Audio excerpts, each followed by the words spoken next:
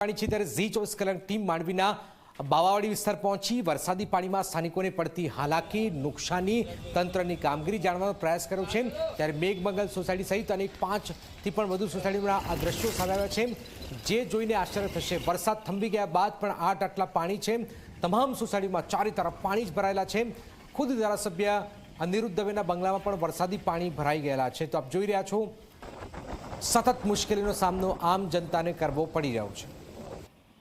भारे वरसाद बाद भरेला पानी में लोगों ने हालाकी है। भुजना अनेक विस्तारों में 4 થી 5 फूट पानी है। जयप्रकाशनगर शांतिनगरी विस्तारों पानी है। घर में पानी भराई जता ज लोगों ने स्थलांतर करवू पड्युं छे। नाळानी योग्य रीते सफाई न थता ज पाणी भरवानी समस्या है। स्थानिकोए अनेकवार तंत्र रजूआत करी छतां कामगीरी करी नथी। दर वर्षे सर्जाती समस्यानो कायमी निकाल लाववानी स्थानिकोए मांग करी। छेल्ला 4 वर्षथी आ ચોમાસામાં आ ज परिस्थिति होय छे અને પાણી ભરાઈ જાય છે। અત્યારે 7 થી 8 દિવસ સુધી અહીંયા રહી શકે એવી પરિસ્થિતિ નથી। અહીંયાથી લોકો હમણાં નીકળી ગયા છે, પોતપોતાની વ્યવસ્થા કરી લીધી છે। કોઈ મકાન ભાડે રાખ્યા છે, કોઈ પોતપોતાના રિલેટિવના ઘરે નીકળી ગયા છે। તો દર વખતે આ પરિસ્થિતિ હોય છે અહીંયા। તો તંત્રને તમારા દ્વારા જાણ છે કે આનું કાંઈ તંત્ર ઉકેલ આપે અને તાત્કાલિક કંઈક સગવડ મળે એવું કંઈક ગોઠવણી કરી આપે એવી અપેક્ષા સાથે છે તમારી પાસે। કેટલા સમયથી આ પરિસ્થિતિ? લગભગ હમણાં 4 વર્ષથી આ જ પરિસ્થિતિ હોય છે। હવે હમીસર ઓવરફ્લો થાય એટલે અહીંયા પાણી આવી જ જાય છે। અહીંયાની પરિસ્થિતિ અત્યારે બહુ જ ખરાબ હતી। જે હમીસર તળાવડીમાં રાતે તળાવડી તરીકે ઓળખાય છે, એમાં હમીસર ઓવરફ્લો થયેલો પાણી બધું ભરાવો થઈ ગયો છે અને માણસોને જે પવન લાગ્યો એના કારણે પતરા ઉડી ગયા, ઘરવખરી બધી પૂરી થઈ ગયેલી છે અને અમે પોતે પોતપોતાની સમાજવાડી અથવા સગા સંબંધીઓના ઘરે આશરો લીધેલો છે। પરિસ્થિતિ અત્યારે તો પાણીનો ખૂબ જ ભરાવો છે, પાણીનો હજી સુધી નીકળ્યો નથી।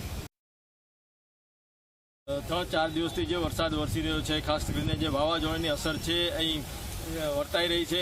ખાસ કરીને ભુજમાં જ્યારે હમીસરનું જે ઓગણ છે એ હમીસર ઓગણ ઓવરફ્લો થયા પછીનો આ વિસ્તાર જે હું આપણે બતાવી રહ્યો છું, જે શાંતિનગર છે, જયપ્રકાશનગર છે, આશાપુરા નગર છે, એ વિસ્તારના જે મકાનો છે એની અંદર જે પાણી ભરાયા છે, જેને કહે કે 3 થી 4 ફૂટ જેટલા પાણી ભરાયા છે। લોકો અહીંથી નીકળી અને પોતાને સ્થિર જગ્યા ઉપર સલામત જગ્યા ઉપર ચાલ્યા ગયેલા છે। તો અહીં જે પાણી ભરાયા છે એ નીચાણવાળો વિસ્તાર પણ છે। દર વર્ષે આ પરિસ્થિતિ ઊભી થાય છે।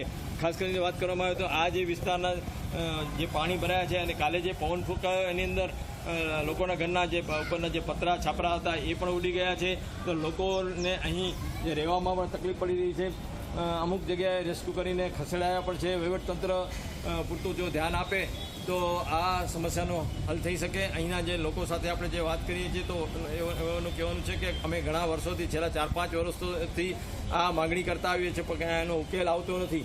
તો જો સમયસર જો ઉકેલ આવે તો આ લોકોને પરિસ્થિતિ સુધરી શકે એવી છે અને નગરપાલિકા તેમજ વહીવટતંત્ર અહીં ધ્યાન આપે એવી પણ લોકોની માંગ છે। રાજેન્દ્ર ઠક્કર, જી મીડિયા, કચ્છ, ભુજ।